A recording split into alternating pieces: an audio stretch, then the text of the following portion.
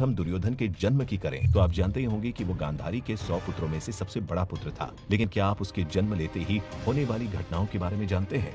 महाभारत के अनुसार कहा जाता है कि दुर्योधन ने जैसे ही जन्म लिया तो कई अशुभ घटनाएं एक साथ होने लगी। उसके उत्पन्न होते ही शियार जोर जोर से रोने लगे, उल्लू चारों तरफ शोर मचाने लगे, आकाश में तुरंत काले काले बादल छा गए। इतना ही नहीं, जन्म लेते ही दुर्योधन बोलने भी लगा।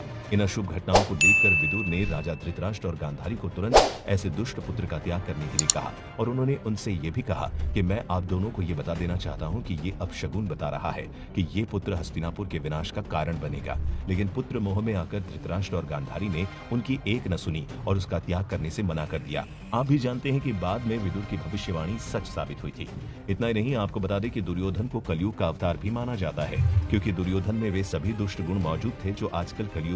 साथ ही दुर्योधन के बारे में एक बात यह भी कही जाती है कि वो बहुत ही छली, कपटी, क्रूर, अत्याचारी, राजनीतिज्ञ, कूटनीतिज्ञ और गलत का साथ देने में गजब की क्षमता व बल रखने वाला एक दुष्ट था। इसके साथ ही उसके पास गदा युद्ध की अच्छी विद्या भी थी।